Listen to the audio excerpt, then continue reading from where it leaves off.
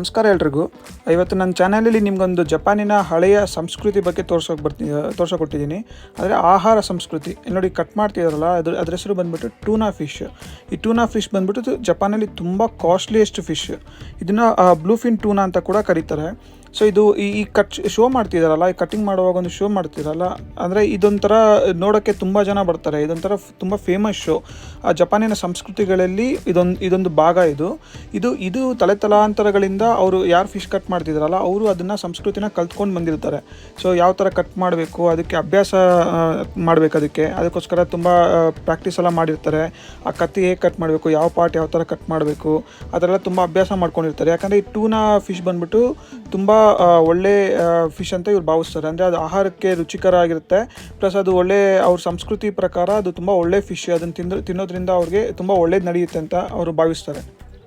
ಈ ಟೂನಾ fish cutting ಸಂಸ್ಕೃತಿಗೆ ಜಪಾನಲ್ಲಿ 400 ವರ್ಷದ ಹಳೆ ಇತಿಹಾಸ ಇದೆ. ಅಂದರೆ 400 ವರ್ಷಗಳಿಂದ ಇದನ್ನು ಮಾಡ್ಕೊಂಬಂದಿದ್ದಾರೆ.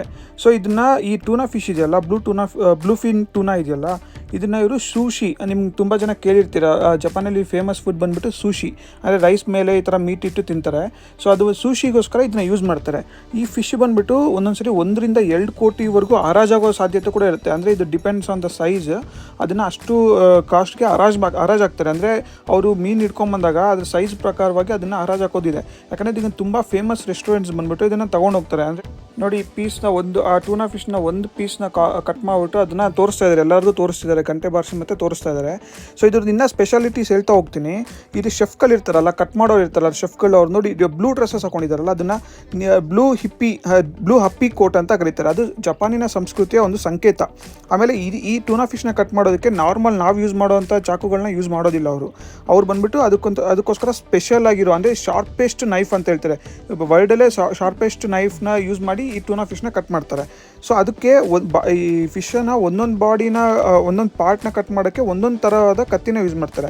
ಸೊ ಫಾರ್ ಎಕ್ಸಾಂಪಲ್ ಮಗುರೋ ಬಾಚು ಅಂತಾರೆ, ಮತ್ತು ಒರೋಶಿ ಬಾಚು ಅಂತಾರೆ. ಮಗುರೋ ಬಾಚುನ ದೊಡ್ಡ ಕತ್ತಿ, ಅದು ಹತ್ರ 1 ಮೀಟ್ರ್ ಬ್ಲೇಡ್ ಇರುತ್ತೆ.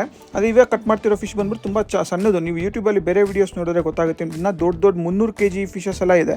ಅದನ್ನೆಲ್ಲ ಕಟ್ ಮಾಡುವಾಗ ನಿಮಗೆ ಅದು ನಾ ಹೇಳ್ದಂಗೆ ಮಗುರೋ ಬಾಚು ಕತ್ತಿನ ಯೂಸ್ ಮಾಡ್ತಾರೆ. ಮತ್ತು ಫಿಲೆಟ್ ಕಟ್ ಮಾಡೋದಕ್ಕೆ ಒರೋಶಿ ಬಾಚು ಅಂತ ಕರೀತಾರೆ. ಆಮೇಲೆ ಎಲುಬನ್ನು ಕಟ್ ಮಾಡೋದಕ್ಕೆ ದೇಬಾ ನೈಫ್ ಅಂತ ಕಟ್ ಮಾಡ್ತಾರೆ. ಸೊ ಈ ಥರ ತುಂಬ ಚಾಕುಗಳಿರುತ್ತೆ. ಅದನ್ನು ಕಟ್ ಮಾಡುವಾಗ ತುಂಬಾ ನೈಪುಣ್ಯ ಹೊಂದಿರ್ತಾರೆ. ಅವರು 10 ರಿಂದ 12 ವರ್ಷವರೆಗೂ ಟ್ರೈನಿಂಗ್ ತೊಗೊಂಡಿರ್ತಾರೆ. ಸೊ ಈ ಟೂನಾ ಫಿಶ್ ಕಟ್ ಮಾಡೋರು ಹಾಗೆ ಯಾರೋ ಬಂದು ಸುಮ್ಮನೆ ಕಟ್ ಮಾಡೋದಿಲ್ಲ, ಅದನ್ನು ತುಂಬ ಟ್ರೈನಿಂಗ್ ತೊಗೊಂಡಿರ್ತಾರೆ.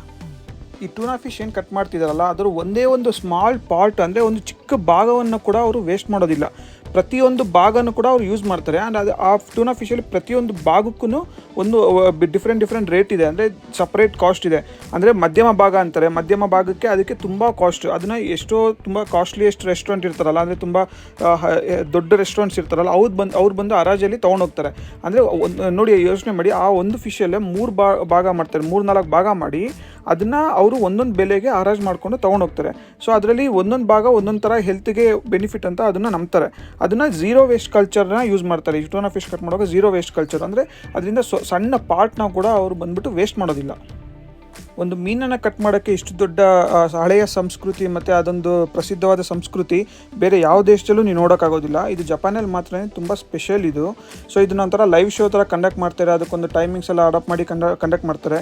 ಆಮೇಲೆ ತುಂಬ ಕಡೆ ಏನು ಮಾಡ್ತಾರೆ ಅಂದರೆ, ಇದನ್ನು ಹರಾಜು ಹಾಕೋದಕ್ಕೆ ಬೆಳಿಗ್ಗೆ 4 ಗಂಟೆಯಿಂದನೇ ಶುರು ಮಾಡ್ತಾರೆ. ಈ ಥರ ಕಟ್ ಮಾಡಿ ಹರಾಜು ಹಾಕೋದಕ್ಕೆ ಅವಾಗ ಎಲ್ಲ ರೆಸ್ಟೋರೆಂಟ್ನ ಜನಗಳು ಮತ್ತು ಶೆಫ್ಗಳು ಇರ್ತಾರಲ್ಲ, ಕೋಟ್ಯಾಂತರ ಜನಗಳು ಬರ್ತಾರೆ ಸಮ್ಟೈಮ್ಸ್. ಅವ್ರು ಬಂದ್ಬಿಟ್ಟು ಅಲ್ಲಿ ಶೋನ ನೋಡಿಕೊಂಡು ಅಲ್ಲಿ ಹರಾಜು ಇರುತ್ತಲ್ಲ, ಹರಾಜಲ್ಲಿ ಮೀನನ್ನು ಹರಾಜಾಗ್ದಾಗ ಅವ್ರನ್ನ ಕೊಂಡ್ಕೊಂಡು ಹೋಗ್ತಾರೆ. ಸೊ ಅದನ್ನು ಅವರು ಗುಡ್ ಲಕ್ ಅಂತ ಭಾವಿಸ್ತಾರೆ. ಈ ಥರ ಕಟ್ ಮಾಡಿ ಹರಾಜು ಮಾಡೋದು ನೋಡ್ತಾರಲ್ಲ, ಅದೊಂಥರ ಪುಣ್ಯ ಅಂತ ಭಾವಿಸ್ತಾರೆ. ಆ ಶೋ ಅಟೆಂಡ್ ಆಗೋದು ಬಂದುಬಿಟ್ಟು ತುಂಬ ಪುಣ್ಯ ಅಂತ ಭಾವಿಸ್ತಾರೆ. ಇದು ನನ್ನ ಪುಣ್ಯ. ಇದು ನನಗೆ ನಾನು ಯಾವುದೇ ರೀತಿ ಪ್ಲ್ಯಾನ್ ಮಾಡ್ಕೊಂಡಿರೋ ಹೋದಾಗ ನನಗೆ ಈ ಥರ ಕಾಣಿಸ್ದು, ಇದು ಒಂದು ಮಾಲಲ್ಲಿ ಈ ಥರ ಕಾಣಿಸ್ತು. ಅದು ನನ್ನ ಪುಣ್ಯ ಅಂದ್ಕೊಳ್ತೀನಿ. ಅದು ನೋಡೋದಕ್ಕೆ ಅಷ್ಟು ಅದೃಷ್ಟ ಸಿಕ್ಕಿದ್ದು. ಇದರಿಂದ ನಿಮ್ಗೆ ಅರ್ಥ ಆಗಿರ್ಬೋದು ಜಪಾನ್ ಅವರು ಆಹಾರಕ್ಕೆ ಎಷ್ಟೊಂದು ಪ್ರಾಮುಖ್ಯತೆ ಕೊಡ್ತಾರೆ ಅಂದ್ಬಿಟ್ಟು. ಇದು ಅವ್ರ ಸಂಸ್ಕೃತಿ, ಅವ್ರ ಕಲೆ, ಇದು ಅವರ ಬದುಕಿನ ಒಂದು ಭಾಗ. ಸೊ ಈ ವಿಡಿಯೋ ನಿಮಗೆಲ್ಲ ಇಷ್ಟ ಆಗಿದೆ ಅಂದ್ಕೊಂಡಿದ್ದೀನಿ. ಸೊ ಇದ್ರ ಬಗ್ಗೆ ಏನೇ ಡೌಟ್ ಇದ್ದರೂ ಕಮೆಂಟ್ ಮಾಡಿ, ಲೈಕ್ ಮಾಡಿ, ಸಬ್ಸ್ಕ್ರೈಬ್ ಮಾಡಿ. Thank you so much.